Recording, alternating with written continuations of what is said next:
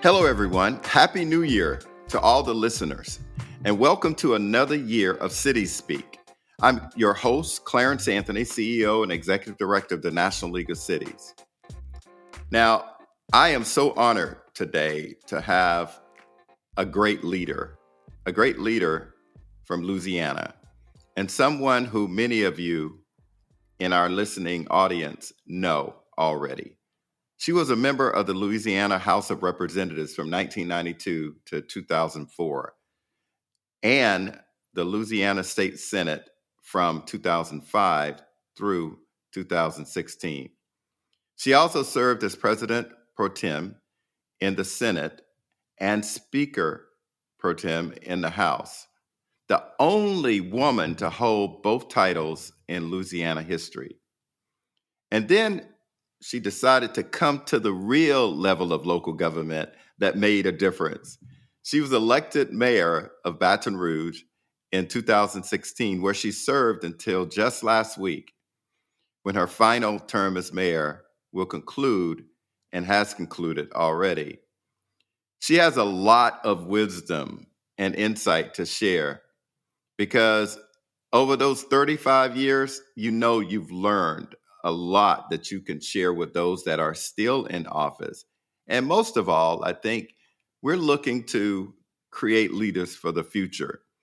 So I am so honored to have a friend, a leader, and a committed public servant on City Speak this month. And so you guys welcome Mayor Sharon Weston Broome.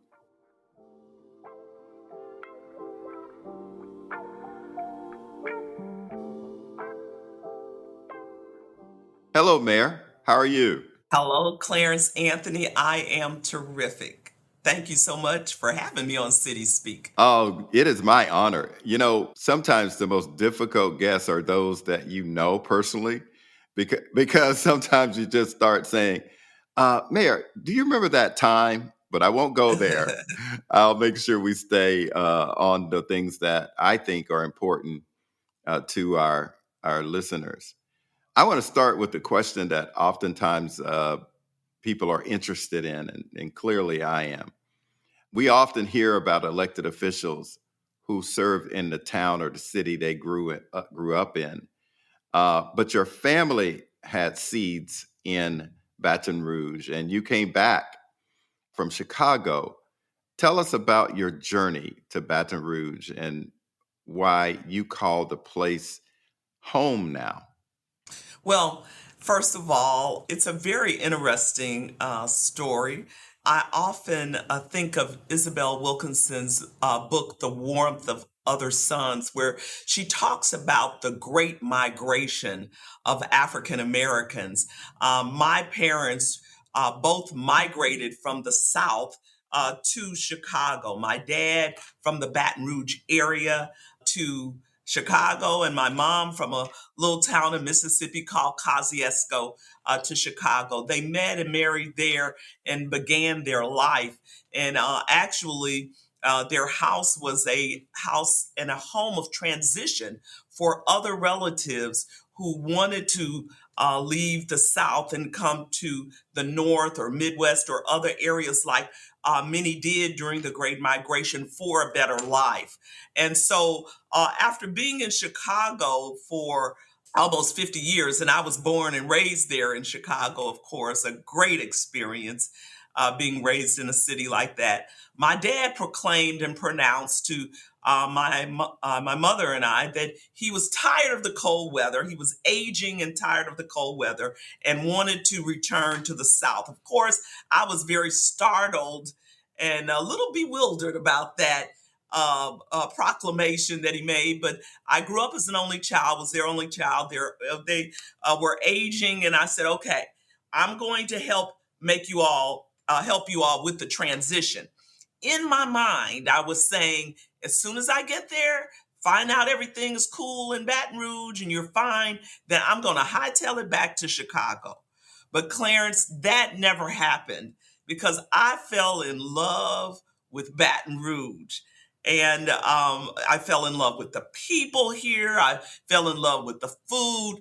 And I tell you, it was a stark contrast with the weather. And I like the warm climate. So all of that caused me to stay and make my roots right here in Baton Rouge. What's so special about Baton Rouge that people may not even know about? Because I was just there, in June or so last year, and I saw some of the things that really made me want to come back. What makes you want to come back to Baton Rouge? Well, certainly those items that I mentioned, the people, there's no hospitality. You won't find hospitality anywhere like you will here in Baton Rouge.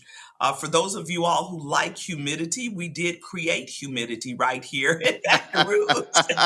And certainly the best food in the world. We can't even leave here, Clarence, and go other places without taking our Tony Sashery with us. But beyond that, we are a city on the mighty Mississippi River. We are a capital city. We have a strong diversity of arts and culture here in Baton Rouge. And so these are the things that draw people to this wonderful city. And so hearing you say that, it gets you're so excited about a community. Tell me, why did you go into public service? What drew you into deciding to run for the Senate and then the mayor president of Baton Rouge? Well, I will tell you, I often share with people, Clarence, that if we look at our lives, we see threads or themes in our lives that have started from when we were a child to high school to college. And when I look back on my life, I see a theme of leadership and a theme or thread of communication. And so I was always involved in something while I was in school in terms of leadership, being on the student council, in college, being part of the African American Students Association. And then there was always that desire in me to, speak, to share my voice, to use my voice. And so after being in Baton Rouge for 10 years, I became a little disenchanted, and that is often the catalyst for an entry into what I like to say public service versus politics. There was this desire in my heart to see things differently in my community. And I felt this call that was saying to my heart, you can do something about this, you can help. And so, only being in Baton Rouge for 10 years, not a native daughter, I decided to offer myself up for leadership on the city council level or metro council. That's the first time I've ever ran for public office. And I ran for the metro council in 1988 and was successful. And I often tell people, Clarence, I never carved out a path for politics. And, many of our leaders who are public servants often get labeled as career politicians, and I do not like that label because I know for myself and for many other leaders who are public servants that the goal is service. And for me, my longevity evolved. I never carved out a path and said, I'm going to run for this next, I'm going to run for that next. It evolved. And as a result of that, I believe the people, and I humbly say this, saw my heart of service and knew that my motives were not birthed out of a hunger for authority or power, but a desire to make a difference in our community. And so that's how it all started. And from there, from the city council to becoming a state representative to becoming a state senator, then the mayor, the title position that I really am so thankful for. I feel like I came full circle back to local government. And you and I know local government is where we really help the citizens.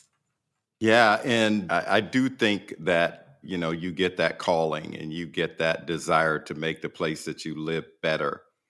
And that's important to getting the right kind of people with the right kind of mission and passion about public service.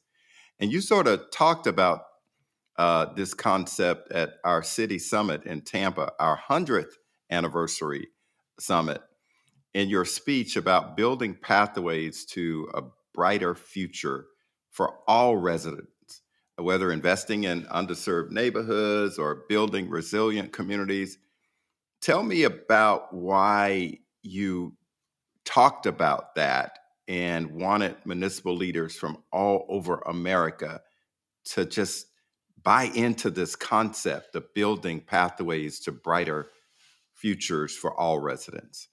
Clarence, as I just said, local government is where we make things happen for our citizens and for our constituents.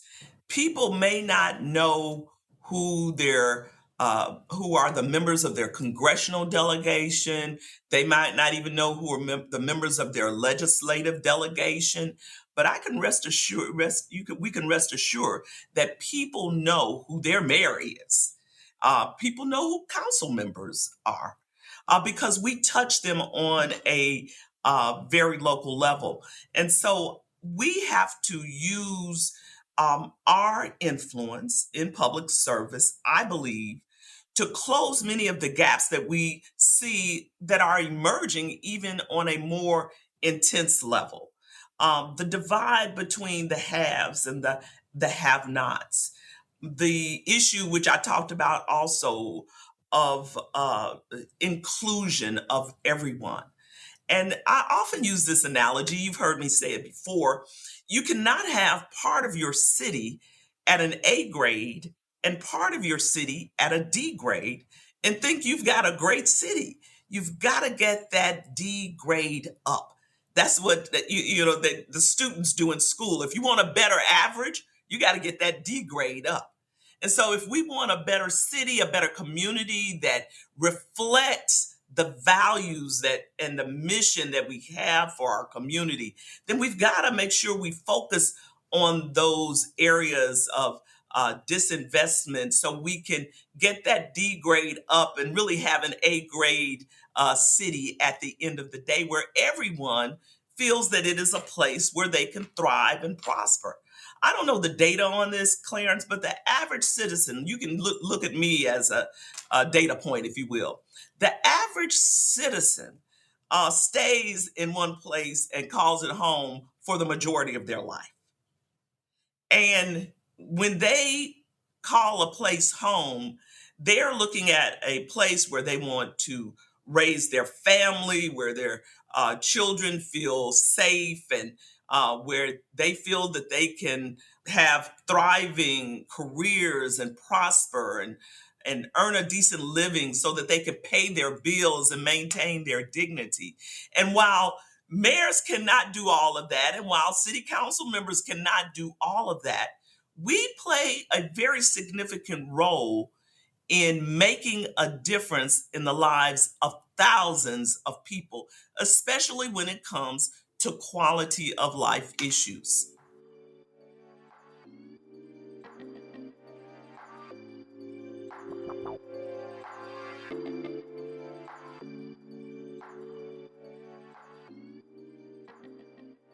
I used to talk about that a lot years ago because it's like building a sense of community. If you are able to have a job in a community, uh, buy a home in that community, parks, and other investments in that community, you're going to say, that's my home. You're not just going to say, I live here just because. You're going to say, oh, I live in Baton Rouge and that's my home. And I think building those pathways to the future is not just going to help those residents, it's also help the youth and the other kids that are also including the elderly. So I was inspired by this concept of pathways to a brighter future. And I'm so pleased that we're going to continue to lift up that concept and hope that you are going to be involved and a part of how we do that. So I'm excited about it. I believe that the season is really ripe, if you will, for this type of conversation because there are many people in America who are wondering what the future is going to look like and what their pathway is going to look like. So I believe we can play an important role in helping to bring people and unite people around shared goals and a shared vision. Now, as you think about the pathways and the shared vision and the time that you've served over the 35 years, it is a time of reflection sometimes. And I know when I got out of office after over 20 years, I started thinking about what did I achieve? What do I want to leave? What inspiration to the residents? Do you think about that right now? And what kind of legacy do you feel your years of service has left on the community? Well, I will tell you first that comes to my mind is that I have been blessed to break through some barriers that have existed for a long time for elected officials in government. So now, little girls throughout Baton Rouge and young women who aspire leadership roles in government, they know it can be done because Sharon Weston Broome has shown them that becoming the first woman ever elected mayor of the city of Baton Rouge, serving in leadership positions in the House and State Senate. So that's very important for the future. And I said little girls, but other little boys too certainly can get a vision around leadership as well. So I think that's an important part of my legacy. I also think what's important is that I have worked very intentionally to try to unite our community around shared goals. And that's not an easy task. And I believe it's something that still has to take place. Establishing a commission on racial equity and inclusion. I'm very proud to do that, have done that. In addition, passing the largest infrastructure project for those of us in local government, we know that aging infrastructure is an issue. And so I was successful in passing the largest infrastructure project in the history of Baton Rouge through our Move VBR program, a $1 billion initiative. And then historically, getting a stormwater master plan done to look at water management for those of us who deal with those issues on a regular basis. And I often say, Clarence, that I don't think any other mayor in the history of Baton Rouge has had to deal with and lead a community out of a number of crises, whether it was the trauma that we had in 2016 through an officer involved shooting and then having officers shot and then having a great flood, leading our community out of that trauma. No other mayor has had those experiences. No other mayor has had to lead a city out of COVID, a pandemic. And now coming out on the other side of that, having the strongest economy in the state of Louisiana. I'm very thankful and very proud of those initiatives and the work that we did in those spaces and lifting up the first supplier diversity division in the history of our city parish government through DBE programs for women, minority, veteran, and small businesses. All of that speaks to the fabric of the people in our community. So I believe that I have touched a lot of different people through the initiatives and through the money that we have invested in our community throughout Baton Rouge. So I believe that will be part of my legacy. I believe history will treat me well. I'm very optimistic that that will happen. Well, it just sounds like all of the things that you've just talked about is going back to building those pathways to a brighter future in Baton Rouge. And I do know and believe that you're right. Um, you will be treated well.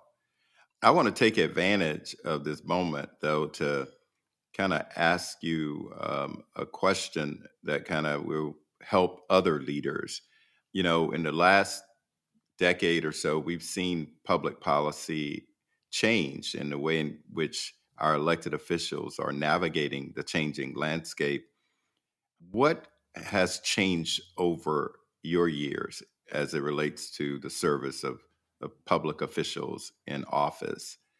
Can you talk about that a little bit? I certainly can. As someone who's been in elected office for 35 years, I have certainly seen a shift.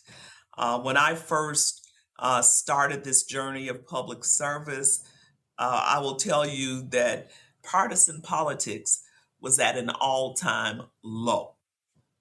I have seen now partisan politics elevate to an all time high over the past 35 years. I believe that one of the reasons when I was in the House and the Senate that I was successful in achieving the second highest leadership role in both houses was because partisan politics did not dictate a lot of our decisions. Sure, there were people who came from geographical areas who ran on certain platforms, Republicans, Democrats, that did have certain goals that they wanted to achieve, but the civility that existed among us was stronger. And as I said, the partisan politics was not as high as it is now. So I was able to garner unanimous support from Republicans and Democrats, Republicans, independents, to become the first woman as Speaker Pro Tem of the House, and then move on to becoming President Pro Tem of the Senate. Now, I have seen that shift take place where now partisan politics seems to dominate too much of public service, of government leadership. And I think I know we have to get back to not allowing that to happen. So that's one thing that I've seen. We've got to keep our focus on the people and what's best for the people that we serve. When I first came into office, we didn't have social media. We didn't have all of these platforms where people could express themselves, sometimes in a very negative way towards elected officials. And I have seen that impact the drive of elected officials. I've seen that impact, their soul and their spirits as they've tried to lead. And that's why as I make my exit, I really have a heart to make sure that those people who feel that commitment to public service are undergirded, if you will, with all the support that they need and the encouragement that they need. You've heard me say this probably before, Clarence. We both know that public service is not for the faint of heart. But we do know that you've got to develop some real tough, thick skin in public service. And we also know, and I've never talked about this a lot, but when I look back over the 35 years, you know, elected officials receiving threats, and that was not even part of a narrative. But as the first woman elected as mayor president, the first African American woman elected as mayor president, my police department has had to look into potential threats against me, and that was never a part of the public service landscape 35 years ago. Yeah, you may have gotten a few ugly constituent letters because you haven't done ABC for me, but threatening people's lives. So the calling is even more distinct now because there's so much in the space of being in the political arena, or as you hear me say consistently, being a public servant. So these are some of the things that I've seen shifted. So, given that, and you're right, we're seeing where over 80% of municipal officials have received some form of threat. They've actually, some of their kids and families been bullied, especially on social media. I want some wisdom that you can share with newly elected or those that are still in office to share with them how do they manage this? How do they lead through this time? I would encourage elected officials to remember the why during these tumultuous times. Remember the why. Why did you first start this journey? What was your motivation for wanting to run for elected office, for city council or mayor? I believe that has to be your guiding star throughout your tenure. I also think it's very important to surround yourselves with individuals who are going to be a part of your team, who are going to be there for you through thick and thin, whether it's family, friends, or other elected officials who are like minded. Uh, we need each other. We need each other in this process of service. And so I think that's very important. I would also say don't compromise your own wellness in this process. At the end of the day, you do not want to leave public office broken, depleted, depressed, etc. So you have to consistently work on your own wellness, physically and mentally. So I would say we need you. And so stay the course and know that there are many like myself who are cheering you on and who are here to support you. And I can't let you go without talk about the why. I'm going to ask you the why of the National League of Cities. Why did you get involved, and why is it so important for elected leaders and city staff as well to get involved in the National League of Cities? Well, I will always be one of the biggest cheerleaders for the National League of Cities. And I will tell you, it is because as a mayor, a newly elected mayor, I found the opportunity for assistance, information, whether it was technical assistance, going to the summits, hearing information that would help lead and guide me on various issues that you deal with as a local elected official. I also found a camaraderie of inclusiveness as well in the National League of Cities. And I will tell any local elected official the assistance that you get on every level, whether it's in the city summit or a congressional summit or just one on one in between those major events, it's priceless, and you're not going to find it anywhere else. I assure you, because I'm a member of a lot of different organizations. But the hands-on, genuine concern that you receive from the National League of Cities as a local elected official, you will not find in any other organization. Well, Mayor Sharon Weston Broome, immediate past president of the National League of Cities, thank you so much for joining Cities Speak today. I want to take a point of personal privilege and let all of our listeners know that you've just heard the voice of a passionate and committed leader who's guided NLC, been involved in many associations throughout America, has led her community with grace and vision. And I have faith that you will continue to serve your community, all of our cities, towns, and villages, our nation in a way that we'll see you around for sure. And I'm so looking forward to that call of what you're going to do next. So, again, Mayor, thank you so much. And I appreciate you and value your partnership that you've had with me personally as well. Thank you so much, Clarence.